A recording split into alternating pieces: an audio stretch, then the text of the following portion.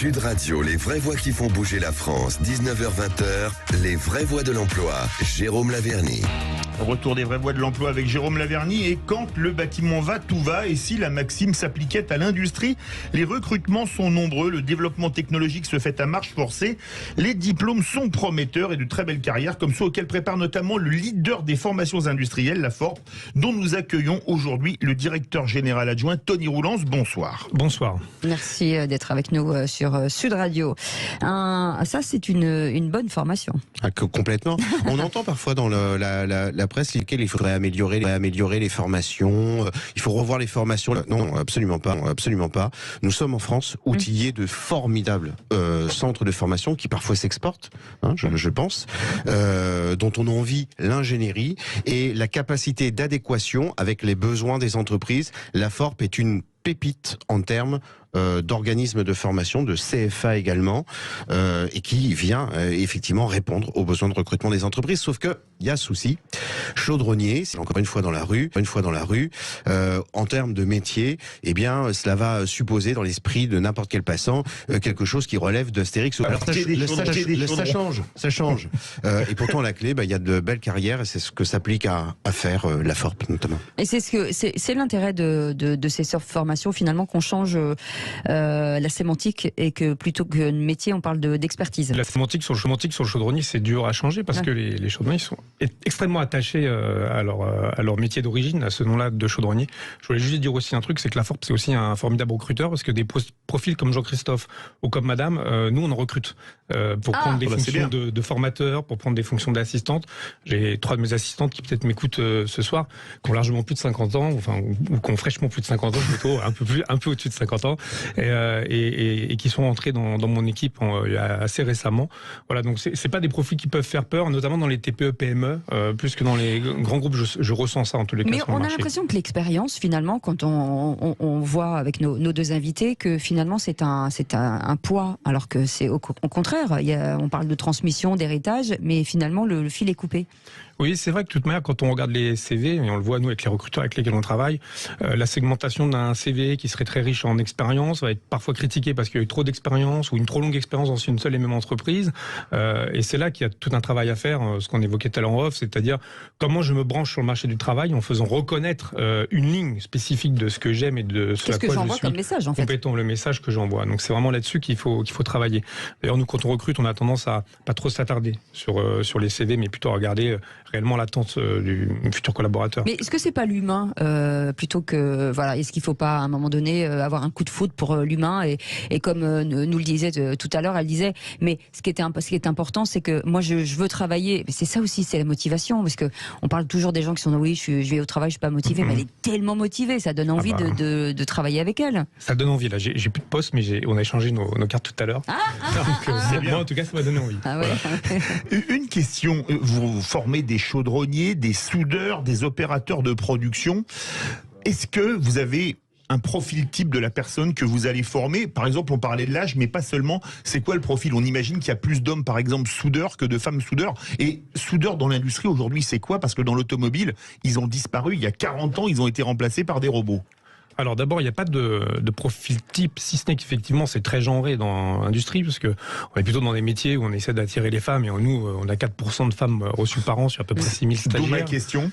Donc effectivement, c'est plutôt masculin parce qu'on doit passer cette frontière, c'est-à-dire faire reconnaître le fait que ces métiers sont plus des métiers difficiles où le physique est mis en avant. Aujourd'hui, c'est extrêmement automatisé, robotisé, donc il y a des facilités d'accès où le physique ne compte plus seulement. Donc on aimerait bien qu'il y ait plus de femmes, et on a quelques femmes soudeuses qui sont passées par chez nous et qui ont même remporté des concours parce qu'on les fait participer à des compétitions, type Olympiade des métiers, concours de soudeurs, etc. Ouais. Et souvent, on retrouve beaucoup de dextérité dans la jante féminine que on n'aurait pas supputé au démarrage qu'on puisse faire ce métier, et pourtant il y a de belles success stories là-dessus. Est-ce que c'est de la pardon, je vous coupe, de la reconversion aussi parfois? Alors nous on a plaisir à dire qu'on forme de 7 à 77 ans. Alors c'est peut-être un peu tôt 7 ans. Ça va très loin après l'âge limite de la retraite. 77 ans, c'est 13 ans après la réforme. Encore à ce jour, mais c'est vraiment pour garder cette expression. Alors pourquoi 7 ans? Parce que d'abord on fait beaucoup d'informations au public jeune, mais ensuite on a effectivement de la reconversion. L'année dernière, on a accueilli 4500 stagiaires sur la formation continue, donc pas sur l'apprentissage. Sur ces 4500 stagiaires, il y avait près de 600 de demandeurs d'emploi ou personnes qui étaient en parcours de reconversion, donc pas affiliées à leur entreprise au moment où ils étaient en formation avec nous. Qu'est-ce que vous donneriez comme conseil, par exemple, à Katouchka? C'est avec nous. Le conseil qu'on commençait à dire tout à l'heure, c'est alors Jean-Christophe, je lui donnerais le conseil de revenir en Ile-de-France et de me donner sa carte de visite.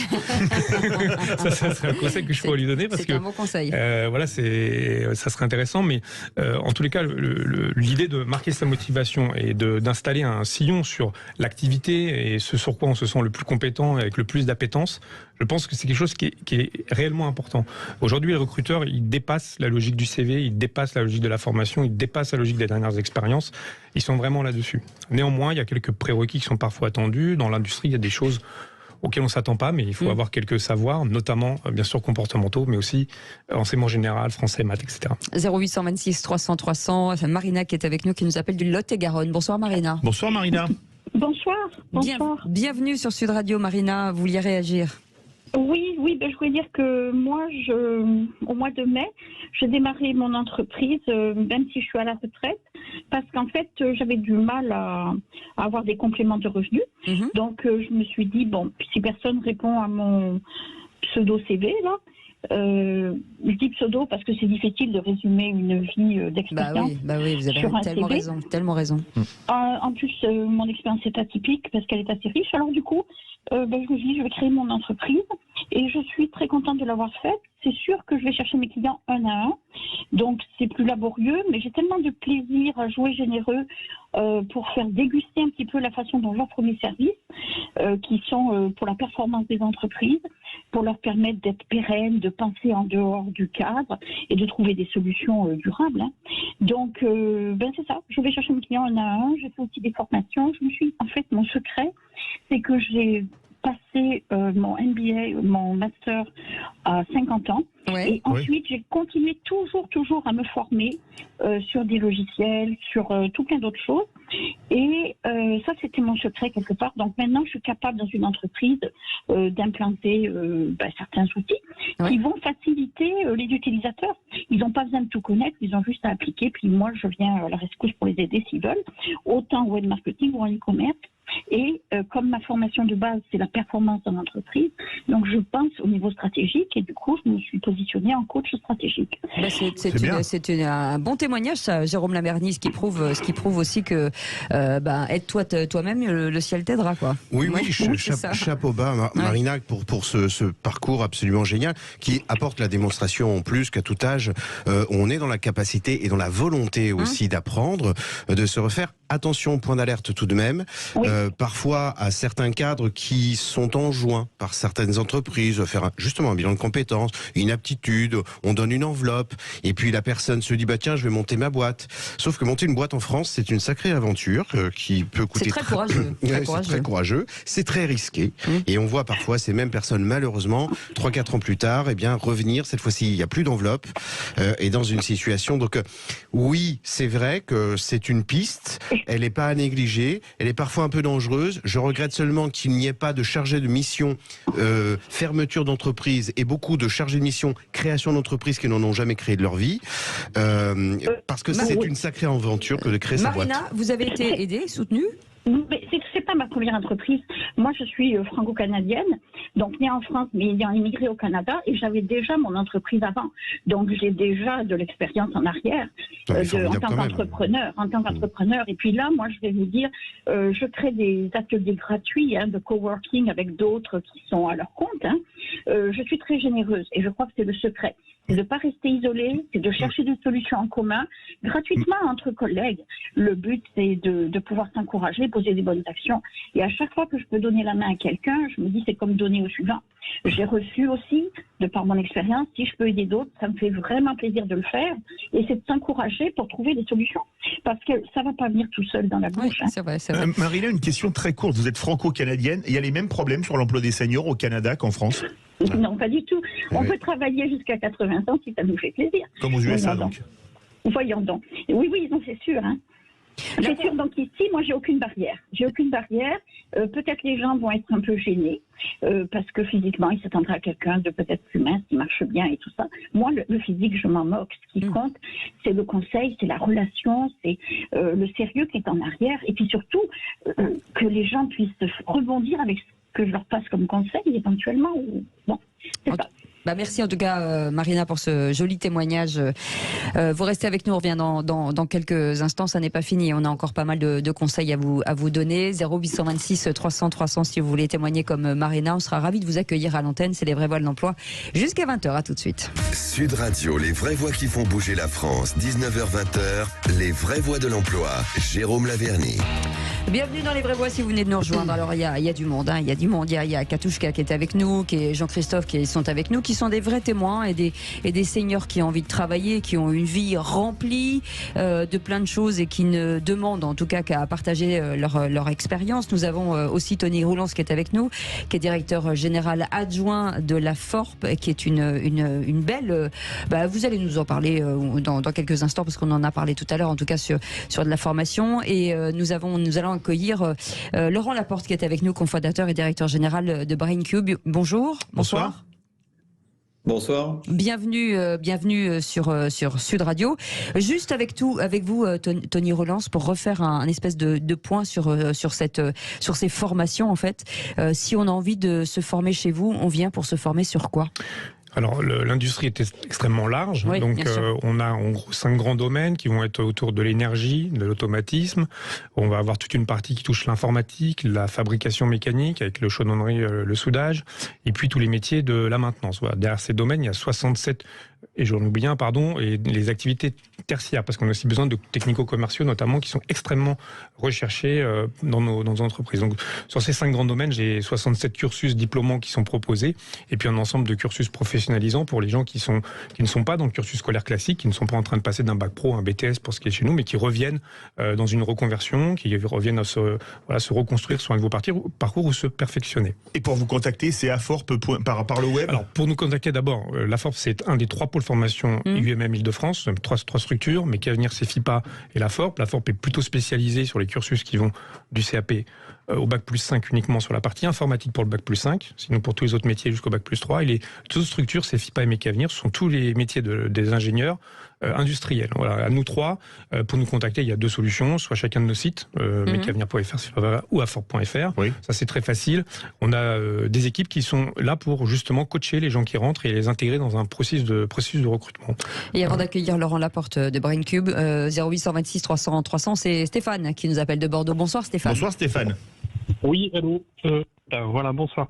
Oui, je vous appelais, en fait, nous, on a une petite entreprise qui s'adresse pour une grande partie à des seniors, en fait. Oui.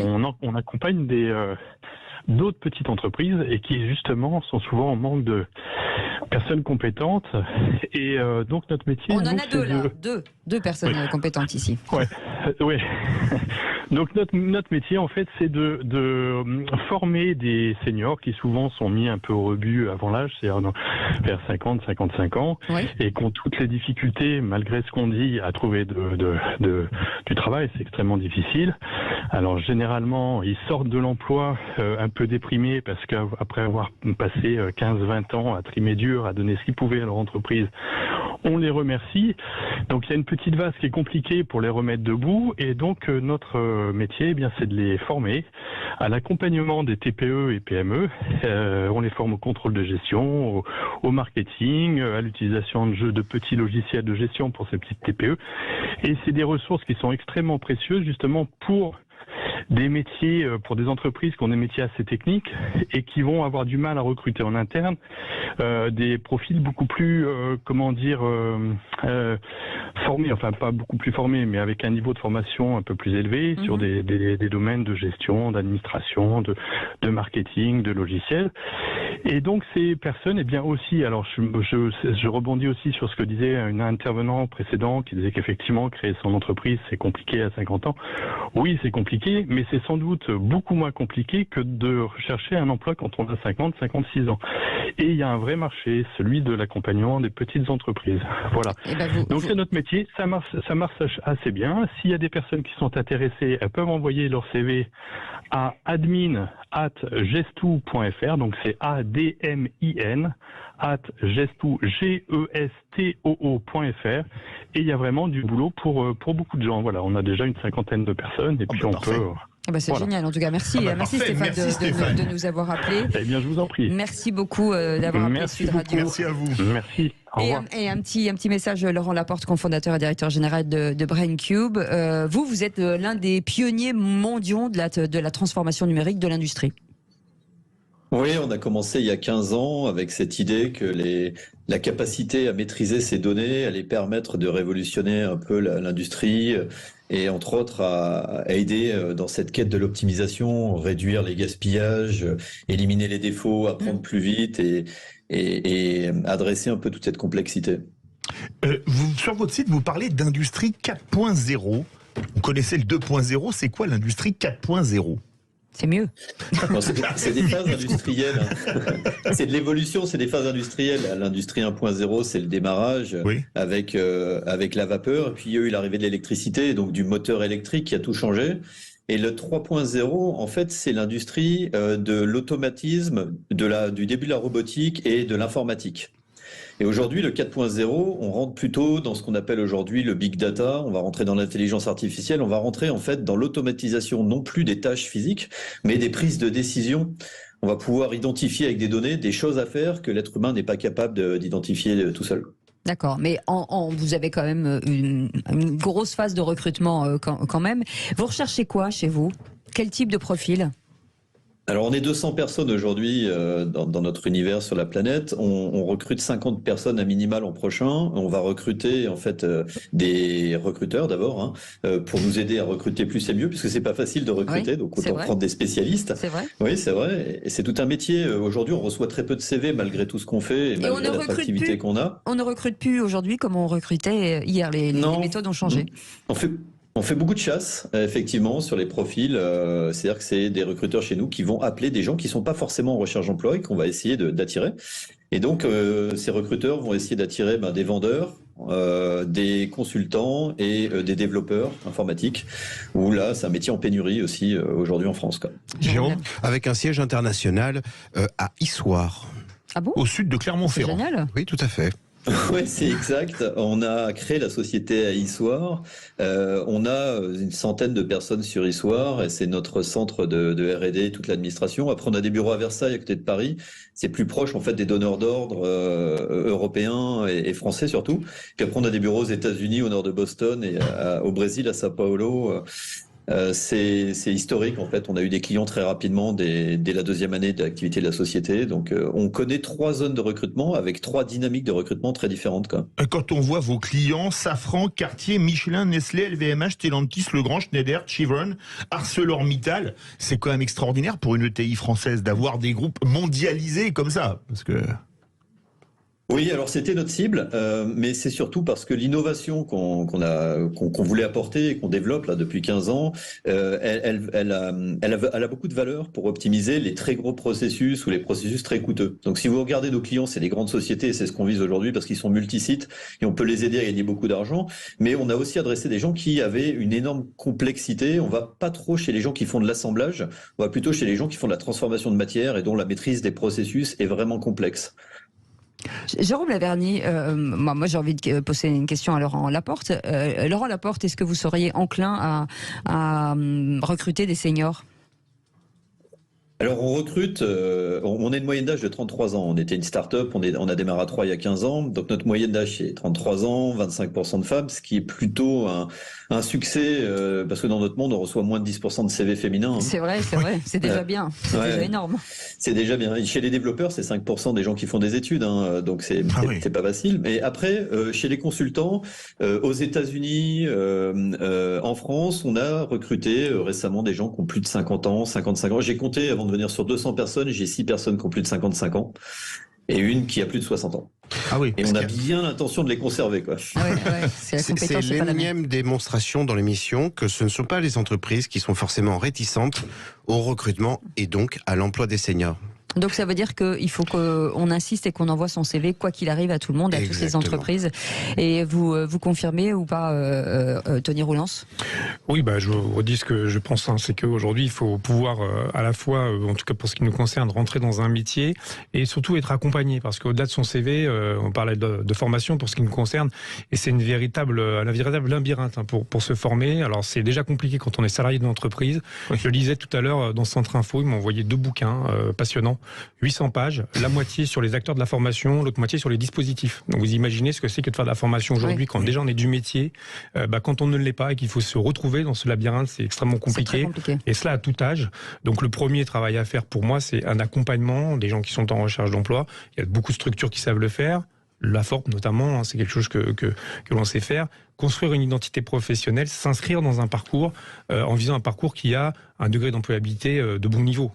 Et les métiers industriels aujourd'hui en Ile-de-France sont tout à fait dans ce cadre-là. Eh bien, merci beaucoup. Merci beaucoup, Laurent Laporte, cofondateur et directeur général de Brain Cube. Vous pouvez envoyer votre CV, c'est très intéressant. Tony Roulance d'avoir été avec nous, directeur général adjoint groupe à FORP aussi, c'est pareil. Beaucoup de propositions de formation. Katouchka, merci d'avoir été avec nous. Vous savez quoi, on va vous envoyer plein de trucs positifs, plein d'ondes positives. Vous allez trouver un métier qui vous ressemble, qui vous plaît. Vous allez pouvoir garder vos chats et avoir un niveau de vie plus élevé, et on s'y engage en tout cas à vous aider. Merci beaucoup Jean-Christophe aussi Potry d'avoir été avec nous. C'est pareil, les compétences de Jean-Christophe méritent en tout cas d'être utilisées à bon escient. Merci beaucoup Jérôme Laverny, merci beaucoup Philippe David. Cécile. On vous retrouve la semaine prochaine à mardi pour l'emploi. On continue à parler d'emploi sur des sujets passionnants et intéressants et avec des invités qu'on aime beaucoup. Dans un instant, c'est notre ami Yvan Cujous qui reçoit Alexis HK et Andoni Touriots, mais tout de suite, conseil de famille avec Stéphane Moller, et on se retrouve demain à 17h pour les vraies voix. Allez, demain, salut.